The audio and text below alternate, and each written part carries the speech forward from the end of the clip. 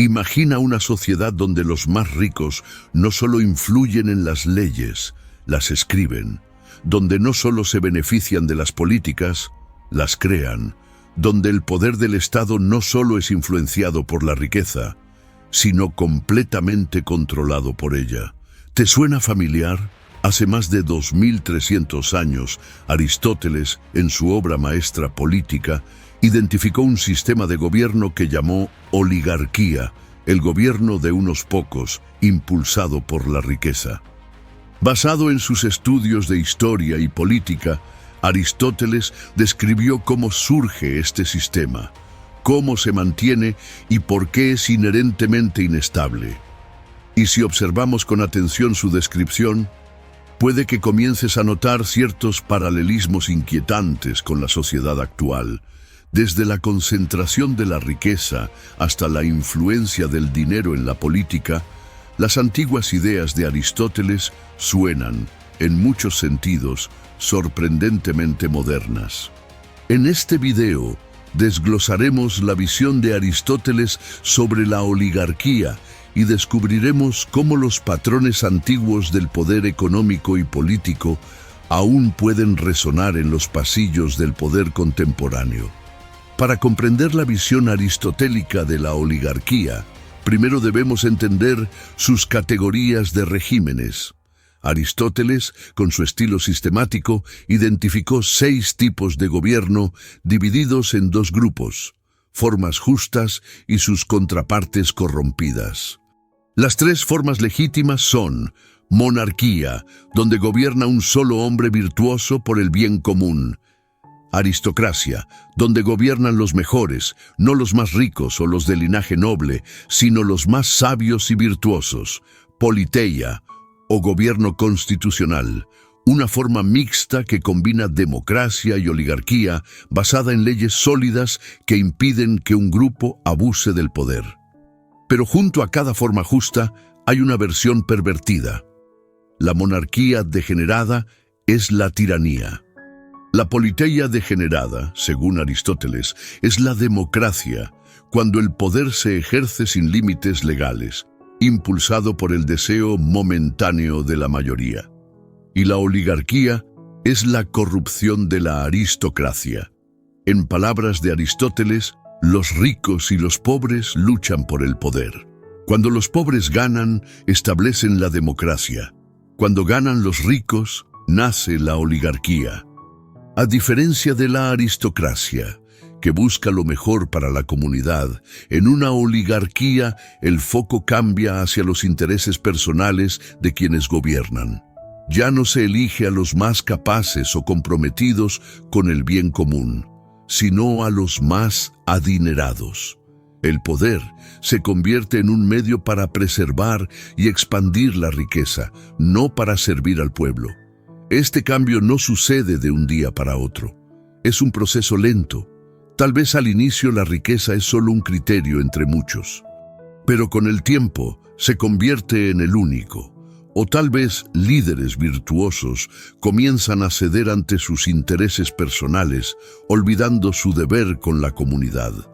Aristóteles observó que, al igual que la tiranía, la oligarquía utiliza el poder en beneficio propio. Pero mientras el tirano se apoya en la fuerza militar, el oligarca gobierna gracias a su riqueza. Puede estar escrito en la ley o simplemente oculto tras una red de influencias. Una característica clave es que el poder queda en manos de unos pocos ricos, ya sea mediante requisitos de propiedad para ejercer cargos públicos o por el altísimo costo de participar en política. El resultado es el mismo: un sistema que excluye a la mayoría, disfrazado de legalidad. Esta exclusión, aunque disimulada, es profundamente peligrosa, porque la oligarquía, aunque parezca estable, es inherentemente frágil. Se basa en el control económico, pero cuando ese control se rompe, el sistema entero tiembla. Los oligarcas dominan las leyes, los contratos estatales, los monopolios empresariales, y todo esto, por supuesto, en nombre del orden o la estabilidad. Pero el verdadero propósito es proteger sus propios intereses. Cuando la oligarquía alcanza su forma extrema, los ricos no se preocupan por las apariencias. Gobernarán abiertamente para sí mismos, ignorando cualquier límite cultural o constitucional, y como los tiranos desconfían del pueblo, pueden desarmarlo, contratar mercenarios o simplemente expulsarlo de las ciudades encareciendo la vida urbana hasta volverla inaccesible. Aristóteles advirtió que no existe una sola forma de oligarquía. Hay grados.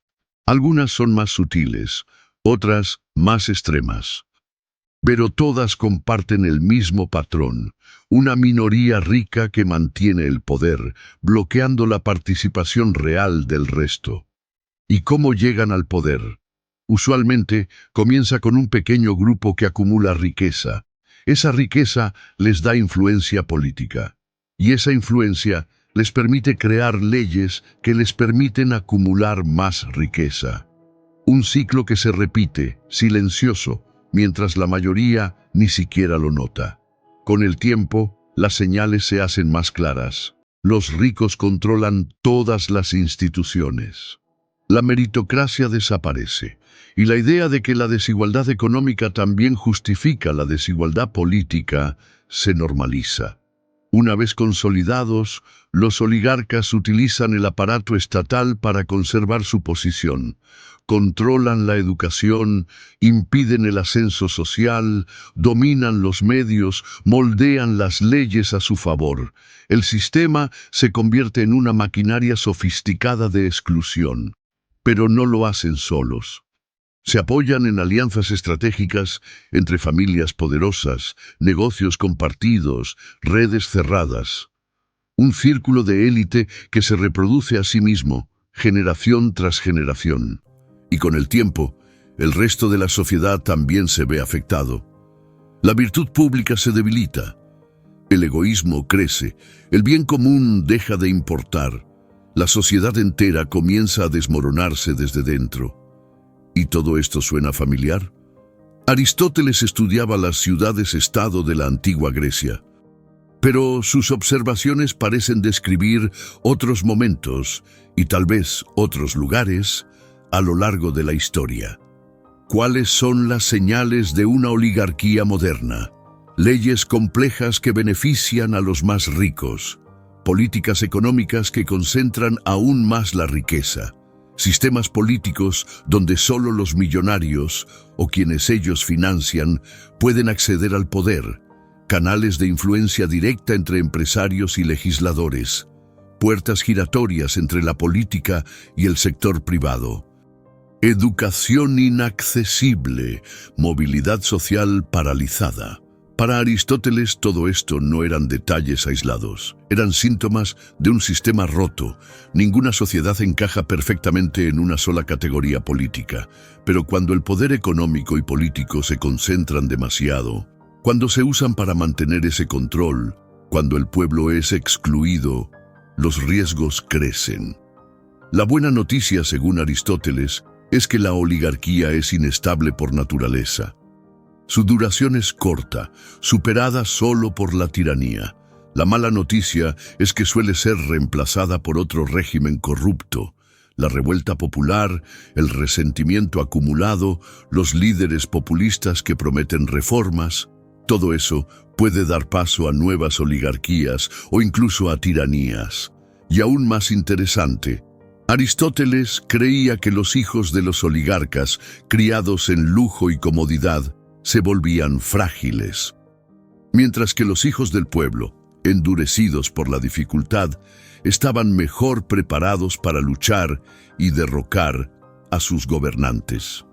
Así terminamos este análisis de Aristóteles sobre la oligarquía, una reflexión atemporal sobre cómo la riqueza y el poder moldean los gobiernos y sobre los peligros de olvidar el bien común. ¿Y tú? ¿Ves paralelismos entre estas ideas y la sociedad en la que vives? Me encantaría leerte en los comentarios. Si este contenido te hizo reflexionar, apóyanos con un me gusta, suscríbete a Virtud Estoica y comenta abajo, Virtud Estoica.